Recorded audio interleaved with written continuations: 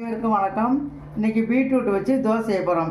பீட்ரூட்டில் வந்து புரோட்டீன் சத்து அதிகம் இருக்குது. இது அப்படியே காயாக இது பண்ணோம்னா யாரும் சாப்பிட மாட்டாங்க. இது வந்து குழந்தைங்களுக்கு வந்து தோசை மாதிரி செஞ்சு கொடுத்தோம்னா சாப்பிடுவாங்க. புரோட்டீன் சத்து ரொம்ப மிகவும் அதிகம் உள்ளது.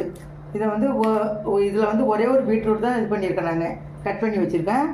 இதை ஒரு மிக்சர் ஜாரில் போட்டுருவோம். கூடவே வந்து ஒரு கப் ரவை எடுத்து வச்சுருக்கிறேன், வெள்ளை ரவை.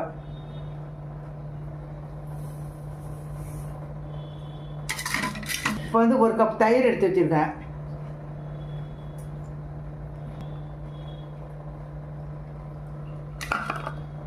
இதை வந்து மிக்சியில் போய் இப்போ வந்து என்ன தெரியுமா அரைச்சிட்டு வந்துடுவோம்.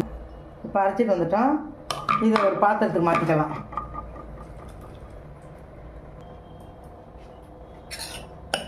இப்போ ஒரு பாத்திரத்தில் ஊற்றி தண்ணி ஊற்றி இப்போ இது பண்ணியிருக்கோம். தேவையான அளவு தண்ணி ஊற்றிருக்கேன்.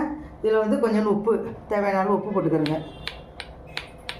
சோடா கொஞ்சோண்டு பேக்கிங் சோடா போட்டுக்கிறேங்க. அப்போ தான் நல்லாயிருக்கும். போட்டு நல்லா இது வந்து நல்லா கிண்டி வச்சு ஒரு 10 நிமிஷம் அப்படியே ஊற வச்சுருவோம். அப்போ இது ரொம்ப சத்தானது. இப்போ 10 நிமிஷம் ஆயிடுச்சு. தோசை சுற்றோம். அப்போ மாவு நல்லா கிளறிக்கிறங்க. அதை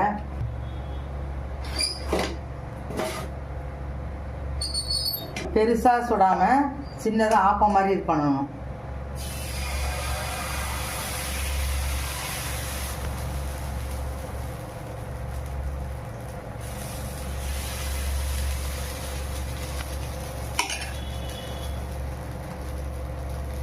இதில் வந்து நெய் கொஞ்சம் ஊற்றிக்கணுங்க. நெய் ஊற்றினோம்னா ரொம்ப நல்லாயிருக்கும்.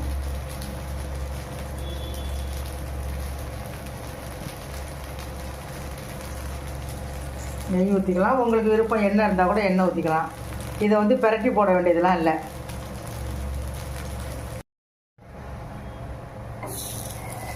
இப்போ நல்லா வெந்துச்சு பாருங்கள். இது வந்து நம்ம வந்து பிரட்டி விட வேண்டியதெல்லாம் இல்லை. இது அப்படியே எடுத்துடலாம். இது நல்லா வெந்துருச்சு. ஏன்னா இது வந்து தோசை மாதிரி சீக்கிரம் இருக்கக்கூடாது. ஒரு 2 நிமிஷமாவது இது வந்து நல்லா வேகணும்.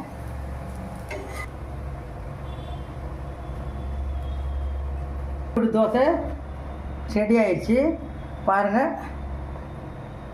ரொம்ப சுவையாக இருக்கும். ரொம்ப சத்தானது. இது குழந்தைங்களுக்கு ரொம்ப சத்து.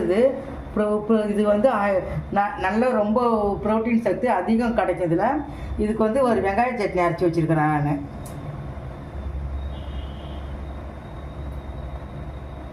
வெங்காய சட்னி ஒன்று அரைச்சிருக்கேன்.